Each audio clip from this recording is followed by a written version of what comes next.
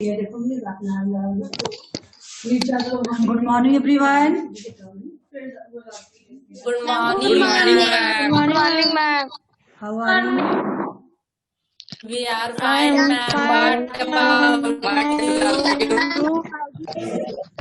I am also fine. Thank बेटा you, आज ma'am. हम Thank you, ma'am. आप लोगों को चैप्टर 7 जो कि भारत का स्कॉटलैंड भारत का स्कॉटलैंड कहलाने वाला शहर है कुर्ग, उसके बारे में बताएंगे। यानी आप पढ़ते हुए वहां की यात्रा करेंगे। कहाँ की यात्रा करने वाले हैं आज आप? कुर्ग की, है ना। मैम स्कॉटलैंड जो है देश है ना, इसका नाम आप लोगों ने सुना है स्कॉटलैंड। Yes ma'am. तो जो स्कॉटलैंड Yes, देश ma'am. की जो विशेषता है वह हमारे यहाँ कुर्ग नामक क्षेत्र है, प्रदेश, जहाँ पे उसी तरह की जो है विशेषताएं हैं स्कॉटलैंड की तरह। तो भारत का स्कॉटलैंड कुर्ग को कहा जाता है। ठीक है, तो चलिए आइए हम इसको पढ़ते हैं और जानते हैं कि क्यों इसे कुर्ग को भारत का स्कॉटलैंड कहा जाता है। भारत का एक प्रसिद्ध पर्यटन स्थल है। ठीक है, पर्यटन स्थल का मतलब होता है घूमने का स्थान, यहाँ देखने योग्य स्थान, जहाँ से बाहर के लोग, पर्यटक लोग आते हैं उसे घूमने के लिए, देखने के लिए। वहाँ की कुछ ऐसी विशेषता होती है, सुंदरता होती है, कुछ इमारतें ऐसी बनी हैं, प्राकृतिक दृश्य है, जिसे देखने के लिए देश विदेश के लोग वहाँ आते हैं। तो चलिए शुरुआत करते हैं हम। सुषमा, चलिए आप शुरुआत कीजिए रीडिंग करने की शुरुआत।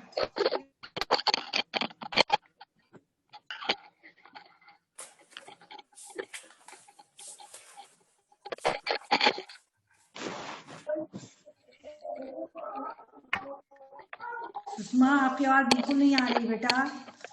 सुषमा देखिए वहाँ उसमें आप देखिए आपकी आवाज हो सकता है स्पीकर जो लिए उसमें गड़बड़ी ना हो, नहीं आ रही आवाज।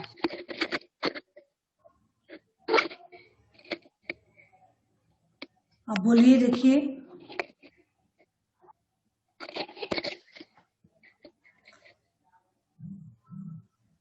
नहीं आ रही आवाज। चलिए अलसबा, अलसबा बाकी लोग अपने आप को म्यूट रखो। Yes, ma'am. Yes ma'am. अपने आप को म्यूट कर लो। जिसका नाम लेंगे वही पढ़ेगा, तो समझाएंगे, सभी लोग सुनेंगे। चलिए अलसबा। साहित्य से जुड़े विभिन्न साहित्यकारों के बारे में तो आप जान चुके हैं। आइए अब भारत के एक पर्यटन स्थल कुर्ग के बारे में पढ़ते हैं। कुर्ग कोडागू मधुकेरी धामा निसारक धामा तला कावेरी, ये जो है ये प्रसिद्ध स्थान है, कुर्ग के प्रसिद्ध स्थान है। हाँ चलिए आगे पढ़िए। मर्रा, रोजमर्रा, ऊपर रेप लगा हुआ है। रोजमर्रा की भागदौड़ से बचने के लिए इस बार मैंने और मेरे परिवार ने गर्मी की छुट्टियां प्रकृति की गोद में बिताने का फैसला किया। बस फिर क्या था, निकल पड़े कुर्ग की ओर। कुर्ग के बारे में हमने बहुत कुछ सुन रखा था। मैसूर से 120 किलोमीटर दूर स्थित कुर्ग को कोडागू नाम से भी जाना जाता है। कोडागू का अर्थ है छोटी हुई पहाड़ियों पर बसा हुआ धुंध भरा जंगल।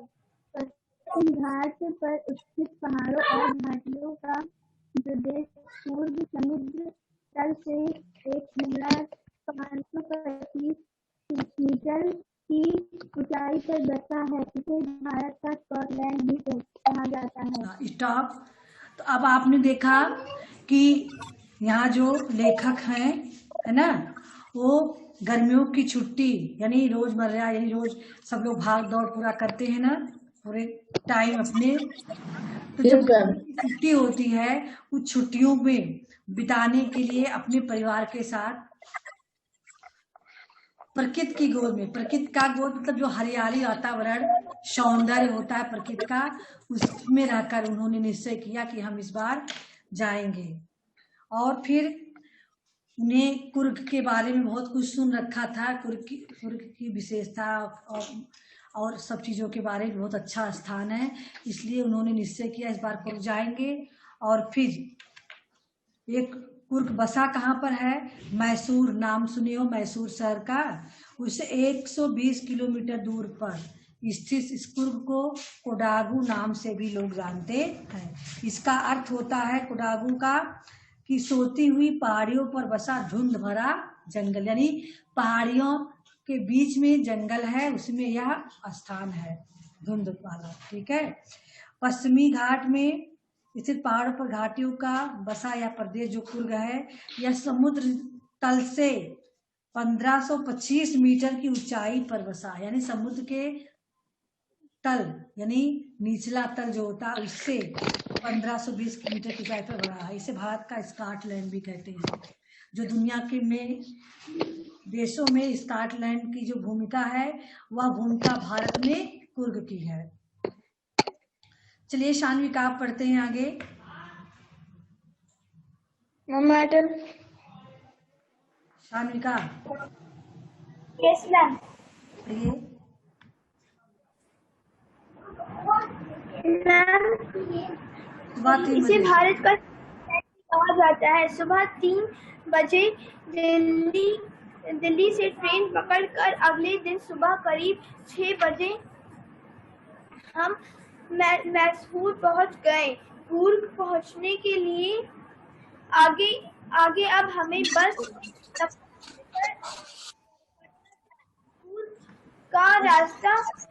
का सफर तय करना था। कहाँ पहुंच गई बेटा? बुक शेयर करें क्या? Yes ma'am. Yes ma'am. Yes ma'am. Yes ma'am, book share कीजिए। Ma'am book share. Yes ma'am. Yes ma'am.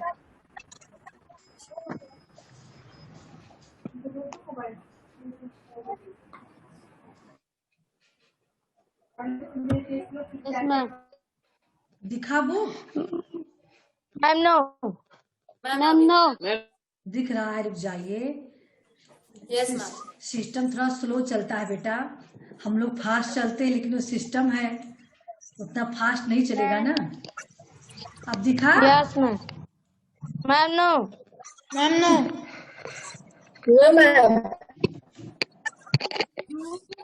Ma'am cut करके फिर से शेयर करिए। लग रहा हो, दिख रहा होगा। मैम दिख गया। मैम दिख गया। मैम नहीं दिखा। दिख रहा है, दिख गया। मैम दिखने लगा। दिख रहा है, हमने घुमा दिया ना, रुक गया है अभी। Yes ma'am. मैम दिखने लगा। हाँ देखिए, मैम दिखने लगा। हाँ चलिए आगे पढ़िए। सचिन, सचिन आज पढ़िए जहाँ से एरो दिख रहा है। मैडम 3 बजे दिल्ली से ट्रेन। अब आप सभी लोग अपने आप को म्यूट रखिए, नाम लेकर बोलेंगे उन्हीं को वो पढ़ना है। सचिन देखिए यहाँ। हमें पढ़े। कहा रे? सुबह 3 हाँ बोलिए बोलिए, चलिए बोलिए। सुबह 3 बजे दिल्ली से ट्रेन पकड़कर अगले दिन सुबह करीब 6 बजे हम मैसूर पहुंच गए। कुर्ग पहुंचने के लिए अब हमें बस का सफर तय करना था। कुर्ग का रास्ता पहाड़ियों के बीच से होकर जाता था। हम उड़कर तुरंत कुर्ग पहुंचना चाहते थे, लेकिन पहाड़ियों के बीच से गुजर कर जाने का भी एक अलग ही मजा था। ऊंची ऊंची पहाड़ियों, हरे भरे जंगल, काफी और खूबसूरत दृश्य से गुजरते हुए हम 4 घंटे में मटकेरी पहुँचे। हाँ बेटा स्टॉप। देखिए ध्यान से सुनिएगा। अब आप लोग ये समझिए कि आप लोग भी कुर्ग पहुंच रहे हो। यहाँ पर लेखक ने अपने यात्रा का वर्णन किया है। कुर्ग पहुंचने के लिए सबसे पहले सुबह 3 बजे दिल्ली की ट्रेन पकड़ते हैं और अगले दिन 6 बजे तक वो मैसूर पहुंच गए।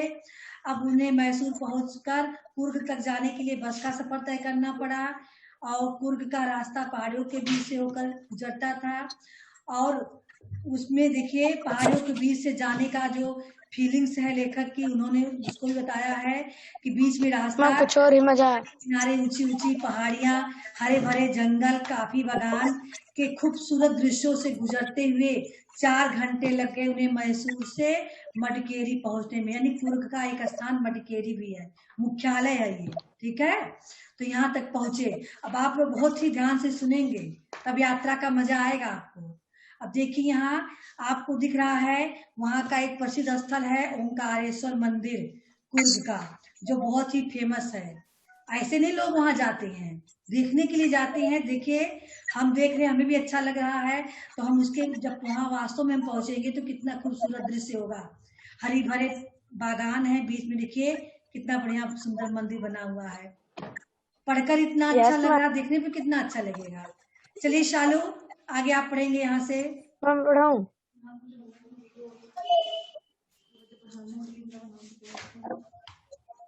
शालू कुछ जिले मुख्यालय जहाँ हम सबसे पहले अपने होटल गए। मडिकेरी के कर्नाटक राज्य परिवहन बीच में कोई नहीं बोलेगा। स्टैंड से हमारा होटल था। वहाँ नहा धोकर निकले तीर्थ के स्टॉप हो जाइए सालू, आपकी आवाज बहुत भड़क रही है। देखिए मडकेरी जो है कुर्ग का मुख्यालय है ना।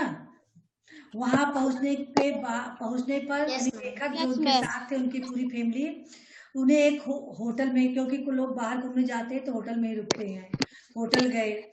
उसके बाद वहां पर अपने सामान मान कर रखने के बाद मडकेरी से कर्नाटक राज्य परिवहन के बस स्टैंड से उनका होटल कुछ ही दूरी पर था। वहां पे जाने के बाद होटल पे सामान रखते, नहा धोकर और फिर घूमने के लिए, प्रकृति का लुत्फ उठाने के लिए निकल पड़ते हैं। अभिनय, हम आपको म्यूट किए फिर आपने अपना स्पीकर ऑन क्यों कर दिया? हाँ, कोई अपना स्पीकर ऑन नहीं करेगा, बीच में आवाज भनक रही है। अपने आप को सभी म्यूट रखो। वहां देखिए, वहां जाने के बाद क्या होता है, हल्की हल्की धूप और पक्षियों की चहचहाट के बीच सबसे पहले लेखक कहाँ गए? ओंकारेश्वर मंदिर, जो कि आपने अभी देखा यहाँ पर, है ना। देखिए किनारे किनारे तालाब है, बीच में मंदिर है। तो यहाँ पहुंचे। भगवान शिव और विष्णु के इस मंदिर की स्थापना हिलेरी वंश के राजा लिंगराजेन द्वितीय ने किया था। ये भी आपको पता चल गया। जो ओंकारेश्वर मंदिर है, ये किसका मंदिर है? दिव्या, किसका मंदिर है ओंकारेश्वर?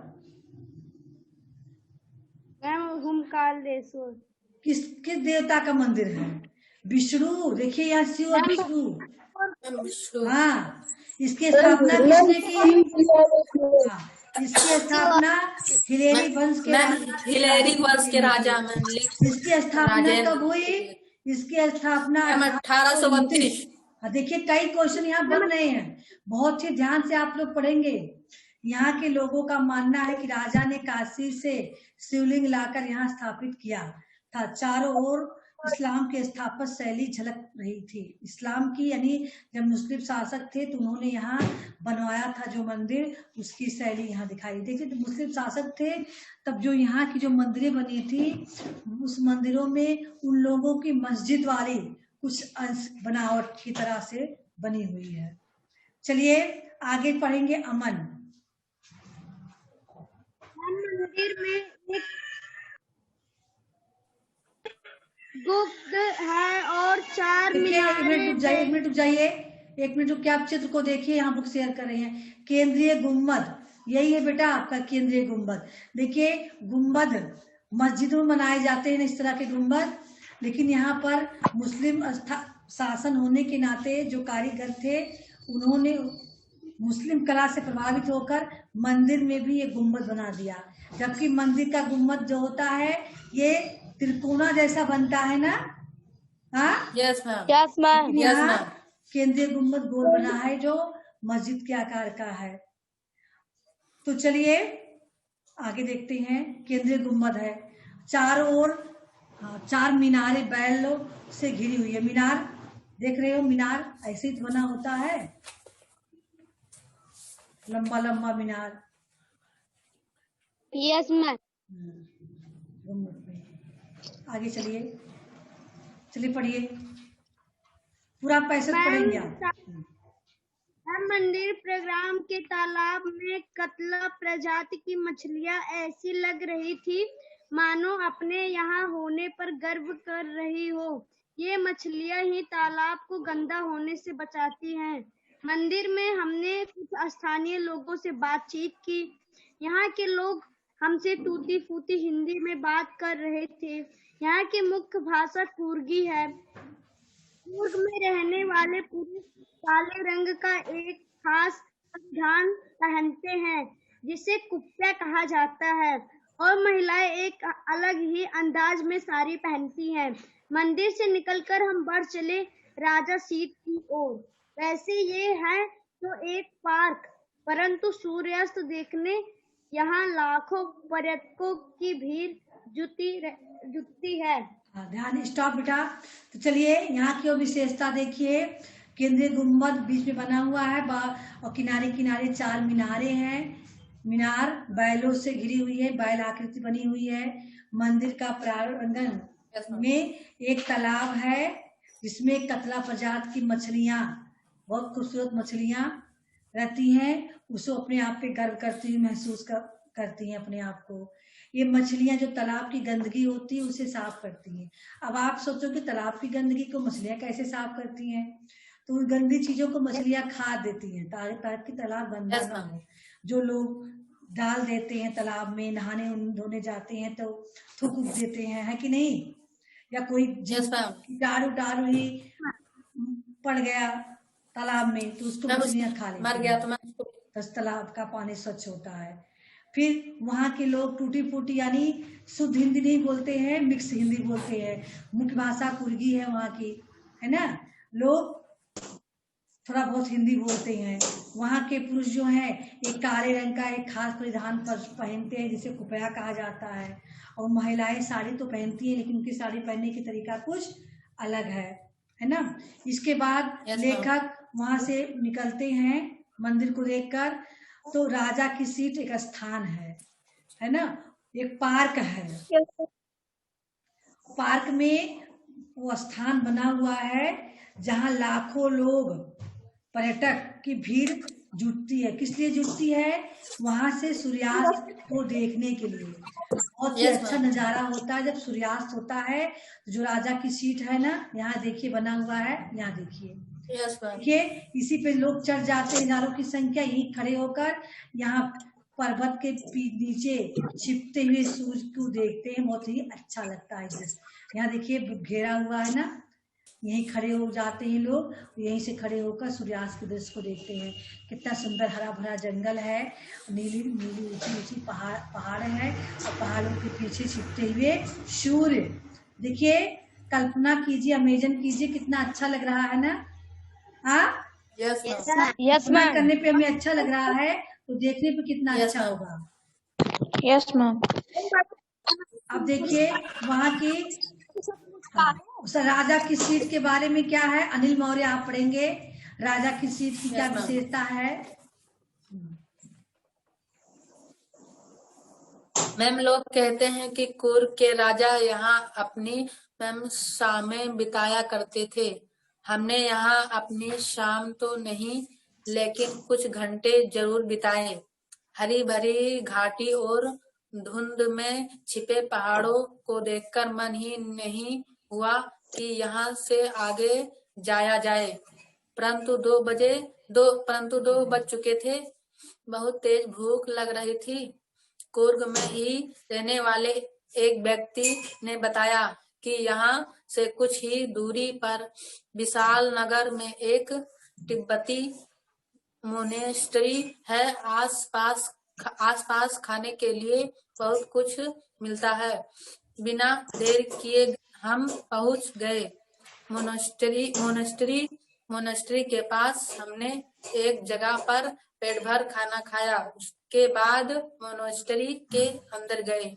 चलिए अब देखिए राजा की सीट की क्या विशेषता है। लोग कहते हैं कि कुर्ग के राजा, पहले राजा महाराजा होते थे ना, अब तो नहीं होते हैं, तो वहाँ वो शाम के समय सूर्यास्त देखने के लिए अपनी पूरी शाम वहाँ बिताते थे जब तक कि सूर्यास्त नहीं हो जाता था। ठीक है, तो लेखक वहाँ भाई उनके पास घूमने गए थे, तो पूरा शाम तो नहीं बिताए लेकिन कुछ घंटे वहाँ देखे वहाँ से दृश्य। उसके बाद उन्हें भूख लगी थी, 2 बज चुके थे दिन के, सुबह के समय वो निकले थे घूमने के लिए, तो दिन के 2 बज चुके थे, उन्हें भूख लग रही थी। तो वहां से पता चला विशाल नगर में एक तिब्बती मोनेस्ट्री है। मोनेस्ट्री अभी बताते मोनेस्ट्री क्या होती है। तो मोनेस्ट्री के पास पहुंचे, वहाँ खाने पीने का सामान मिलता है, वे गए वहां पर मोनेस्ट्री में, वहाँ खाना खाए। अब वो मोनेस्ट्री के अंदर गए, तिब्बती मोनेस्ट्री। देखिए यहाँ पर चित्र में आपको दिखाया गया है तिब्बती अंदर की दृश्य है ना। भगवान बुद्ध है, ये तीनों मूर्तियां जो है भगवान बुद्ध की हैं। जब वो तपस्या कर रहे थे, ये तपस्या की मुद्रा की यहाँ मूर्तियां बनी हुई थी मोनेस्ट्री में, तिब्बती मोनेस्ट्री में। अब आपसे क्वेश्चन किया जाए तिब्बती मोनेस्ट्री क्यों प्रसिद्ध है, वहाँ की क्या विशेषता है, तो आप बता सकते हैं तिब्बती मोनेस्ट्री में भगवान बुद्ध की 3 बराबर प्रतिमाएं, मूर्तियां मूर्तियां बनी है। मैम 3 मूर्तियां बनी। चलिए भगवान प्रकाश आप पढ़ेंगे अब यहाँ तक पढ़ेंगे, यहाँ से यहाँ तक। चलिए सुनहरे रंग की 3 बुद्ध मूर्तियां एक ही पंक्ति में दिखाई दी। दीवारों पर बुद्ध की खूबसूरत तस्वीरों को देखकर हम स्तब्ध रह गए। यहाँ की पवित्र स्तब्ध रह गए। यहाँ की पवित्र शांति में हमें जो सुख अनुभूति हो रही थी, सुखद हो रही थी, उसके शब्दों में बयान करना मुश्किल ही नहीं, संभव है। बाहर ही एक तिब्बती स्टोर में हमने थोड़ी बहुत खरीदारी की और चल पड़े मडिकेरी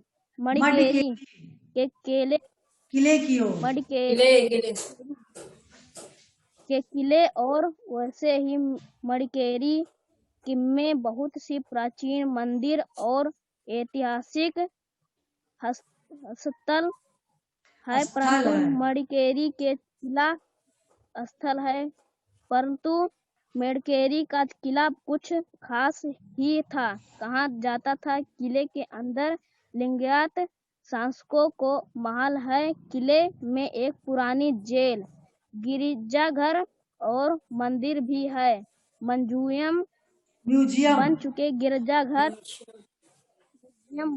गिरजाघर को देखकर हम किले के बाहर निकल आए। यहाँ से हम चलिए बेटा, तो अब मोनेस्ट्री में भगवान बुद्ध की 3 सुंदर सुनहली मूर्तियां एक ही लाइन में है, इतनी सुंदर बनी हुई है कि लोग जाके आश्चर्यचकित हो जाते हैं मूर्तियों को देखकर। और यहाँ इतना शांत वातावरण है, सुख देने वाली शांति की अनुभूति होती है जिसको हम बता नहीं सकते हैं। वैसे आप बेटा कहीं भी जाइए, भगवान बुद्ध से संबंधित जो मंदिरें होती हैं वहां पर शांति और स्वच्छता बहुत ही देखने को मिलती है ना। वहां पर हाँ, सफाई और शांत वातावरण, बिल्कुल शांत रहता है, सफाई होती है। ऐसे यहाँ भी थी, वहां पे थोड़ा सी खरीदारी उन्होंने किया। उसके बाद मडिकेरी के किला देखने को पहुंचे। किला के अंदर लिंगायत लिंगायत शासकों का महल उन्होंने देखा, एक पुरानी जेल, गिरजाघर और मंदिर भी थी, एक म्यूजियम जो गिरजाघर था वह म्यूजियम बन चुका था, है ना। उसको लेखक ने देखा। उसके बाद वो लोग बाहर निकल आए। बाहर निकल के देखिए कहाँ पहुंचते हैं। चलिए आगे पढ़िए। आकांक्षा, एक पैसे पढ़ेंगे यहाँ से यहाँ तक। Yes ma'am. यहाँ से हम एबी वाटरफॉल पहुँचे।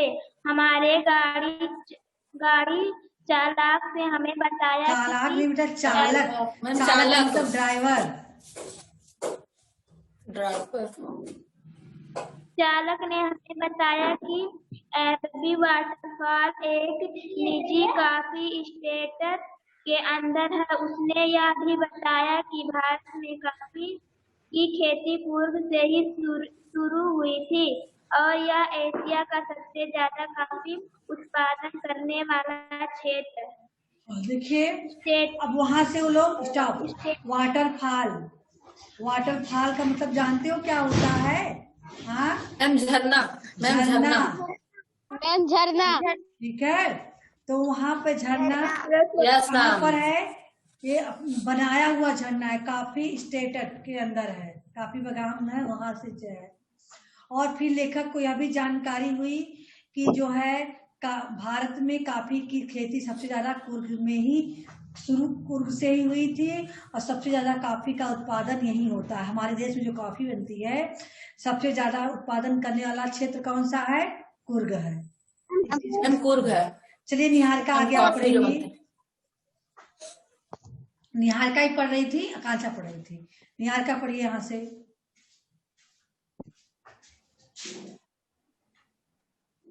चलिए निहारिका। ट्रैक में घूमते ही हमें काफी काली मिर्च,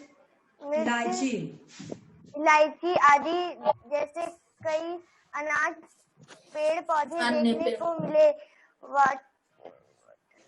वाटरफॉल के ठीक सामने झूलते हुए एक पुल को देखकर मुझसे रहा नहीं गया। मैंने झट से कीमा निकाला और म्यूट रखो अपने आप को। नजरों को अपने कैमरे के कैद कर लिया। कुछ देर यहाँ रुकने के बाद हम पहुंचे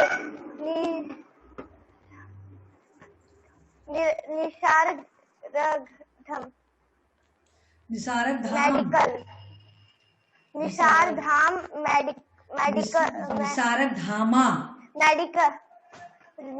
धामा मेडिकरी में 30 किलोमीटर की दूरी पर है, जो नदी के बीच में है।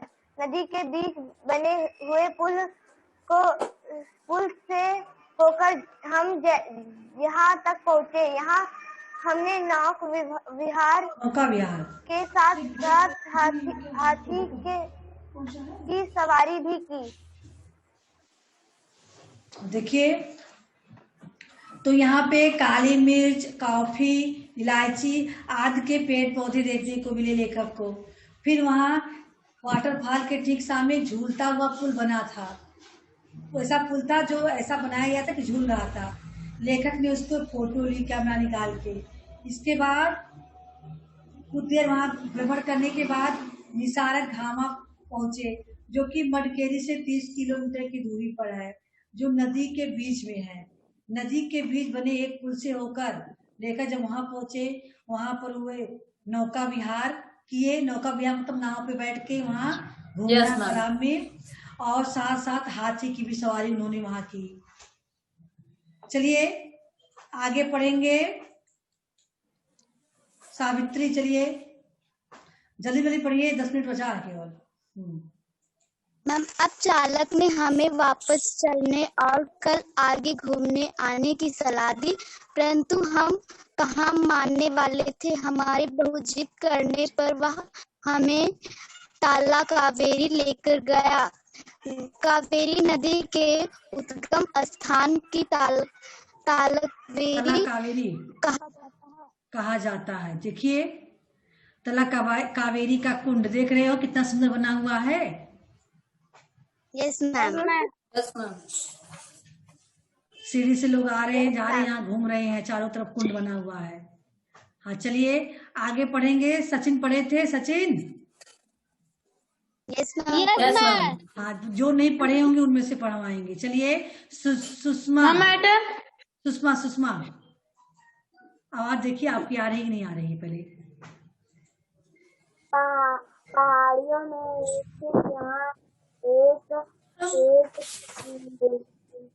कुंड मिलते हैं जहाँ से कावेरी नदी झरने की तरह उठती है। यहाँ के छोटे कुंड में स्नान करने के बाद हमारे पास शिव मंदिर से पूजा अर्चना की हम पास की हाँ बेटा स्टॉप हो जाइए, स्टॉप हो जाइए। देखिए स्टॉप हो जाइए। आपकी आवाज, हाँ आपकी आवाज कंफर्म नहीं आ रही है, ध्यान दीजिए हम बता रहे हैं आपको। तो जब वो तला के कावेरी का कुंड देखे, वहां की क्या विशेषता यहाँ बताया गया है। ब्रह्मगिर पहाड़ी है पे स्थित एक जो है प्रसिद्ध कुंड है, कुंडलिके है, जहाँ से कावेरी नदी झरने की तरह निकलती है। कोई भी नदी निकलती है तो पहले झरने के आकार में निकलती है, तो फिर आकार उसका बड़ा होता है। तो इस छोटे कुंड में स्नान करने के बाद लोग शिव मंदिर में पूजा अर्चना करते हैं। तो लेखक ने भी की। उसके बाद यानी उस मंदिर के पास एक गणेश का भी मंदिर था, जहाँ पे अंठा पेड़ था। वहाँ का कावेरी संक्रमा पूर्व का मुख्य त्योहार है, जिसे कावेरी के सम्मान में मनाया जाता है। उसके बाद हमने कावेरी नदी की राफ्टिंग की, यानी इसमें उन्होंने तैरा है ना, कावेरी नदी में घुमा। मंदिर में बनी सीढ़ियां पर चढ़ते चढ़ते एक ऊंची पहाड़ी पर पहुंच गए और फिर वहां से कुर्ग का नजारा देखा। तब उनको समझ में आया कि इसे भारत का स्कॉटलैंड क्यों कहा जाता है। वहां पर एक इगुथप्पा का मंदिर देखिए, सभी लोग बुक में देख रहे होंगे। शाम होते होते वे इगुथप्पा मंदिर पहुंचे। कौडव लोग के इष्ट देव इगुथप्पा यानी शिव जी, जिसे हम शिव कहते हैं, वहां इगुथप्पा कहे जाते हैं शिव को ही। कुर्गी भाषा में इगुथप्पा का मतलब होता है खाना देना। राजा लिंग राजेंद्र ने 1810 ईस्वी में इस मंदिर का निर्माण कराया था। मंदिर के पुजारी ने बताया कि कावेरी जीवनदायिनी माँ और इगुथप्पा उनके क्या है, पिता पालक है। कावेरी नदी का पानी उनकी माँ है और जीवनदायिनी माँ है, और इगुथप्पा यानी शिव जी जो है उनके खाना देने वाले पिता पालक हैं। प्रसाद के रूप में उन्होंने मंदिर में खाना खाए और फिर मंदिर से होटल की तरफ पहुंचे।